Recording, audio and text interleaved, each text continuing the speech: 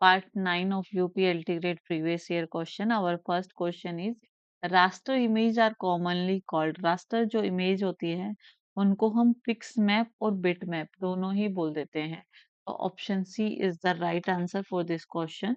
raster image को fix map और bit map दोनों ही बोल देते हैं. Next question is the best suited hidden surface algorithm. hidden surface algorithm best कौन सा है जो डील करता है नॉन पॉलीगोनल और non non polygonal and non planner surface patches के साथ. वो वाला हिडन हमने एल्गोरिथम बताना, सरफेस एल्गोरिथम बताना है. तो उसके लिए हमारे पास होता है रे ट्रैकिंग एल्गोरिथम. रे ट्रैकिंग है वो हिडन भी है हमारे पास और नॉन पॉलीगन और नॉन प्लेनर भी है. ठीक है, ये ध्यान रखेंगे हम. ये वेल नोन है जो कि कर्व्ड और कॉम्प्लेक्स सरफेसेस के लिए यूज किया जाता है. नेक्स्ट क्वेश्चन है third question. Which technology emphasize participate development among the system owners, users, designers and builder. जिसमें सारे के सारे जो क्या कर रहे हैं, पार्टिसिपेट कर रहे हैं, उसको बोलते हैं जॉइंट एप्लीकेशन डेवलपमेंट, JAD. जिसमें यूजर भी हैं, ओनर्स भी हैं, डिजाइनर भी हैं एंड बिल्डर्स भी हैं. Next question is which of the following can be used to track the task of a project when estimation of a task is fairly uncertain. कि जो task का estimation है वो uncertain है तो उसको बोलेंगे हम PERT. PERT में क्या होता है, हैंडल करता है uncertain time जो estimation होता है ना, उसको हैंडल करने के लिए होता है PERT. Next question is which of the following is used to read the control word sequentially from the control memory. Control memory से सिक्वेंशियल वर्ड पढ़ने के लिए हमारे पास होता है माइक्रो प्रोग्रामर काउंटर, जो सीक्वेंस में माइक्रो इंस्ट्रक्शंस होते हैं उनको रीड करता है. Option b is the right answer for this question कि जो भी कंट्रोल वर्ड्स होते हैं सिक्वेंशियली कंट्रोल मेमोरी से माइक्रो प्रोग्राम काउंटर उसको रीड करता है. Next question is switching between the supervisor mode and user mode of a processor is usually done by. अगर स्विच जब भी हम कर रहे हैं सुपरवाइजर से यूजर मोड में और यूजर से सुपरवाइजर मोड में, तो स्विच कब करते हैं, जब कोई सॉफ्टवेयर इंटरप्ट आ जाता है. तो option c is the right answer जिसमें हम स्विचिंग करते हैं between the user mode and the supervisor mode. Next question is zero address instruction कैसे इम्प्लीमेंट करी जाती है. जीरो एड्रेस इंस्ट्रक्शन को इम्प्लीमेंट करने के लिए हम स्टैक का यूज करते हैं. जीरो एड्रेस इंस्ट्रक्शन स्टैक के आर्किटेक्चर को फॉलो करते हैं, स्टैक को जीरो एड्रेस भी बोला जाता है. नेक्स्ट क्वेश्चन है while implementing A stack on the register stack the stack pointer register. Stack pointer register कहाँ होता है, जैसे जब हम इम्प्लीमेंट करते हैं स्टैक को स्टैक रजिस्टर में, वहां पे स्टैक रजिस्टर स्टैक का जो पॉइंटर होता है रजिस्टर का, सबसे पहले उसमें क्या करते हैं, incremented first during the push operation. सबसे पहले पुश ऑपरेशन के दौरान हम उस पॉइंटर को एक से इंक्रीज कर देते हैं, इसलिए option A is the right answer in class in question 8.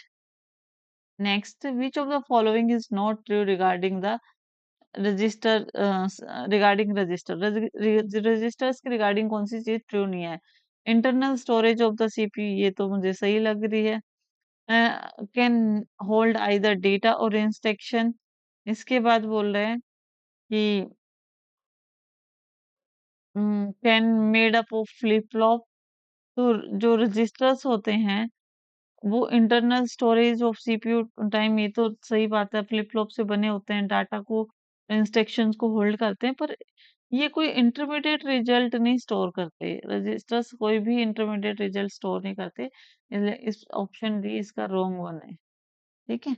And the last question here is option question 10.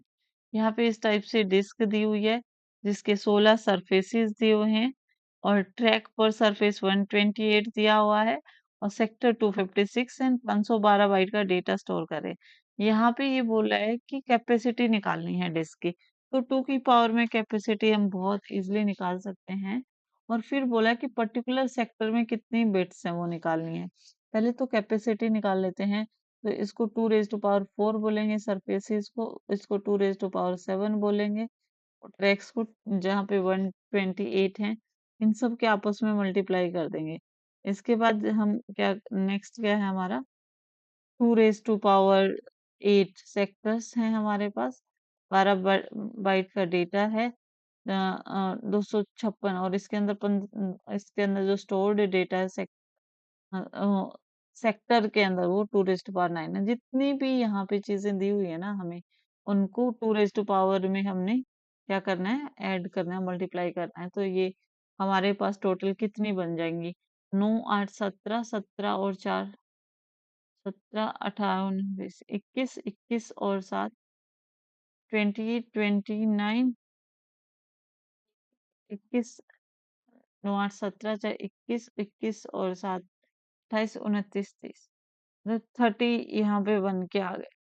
ठीक है, 30 में से हम 2 raised to power 7 4 9 and 8, 9 and 8, ये 8 है, ये 9 है, तो ये टोटल कितने मेगाबाइट का डेटा बन गया ये देख लेते हैं।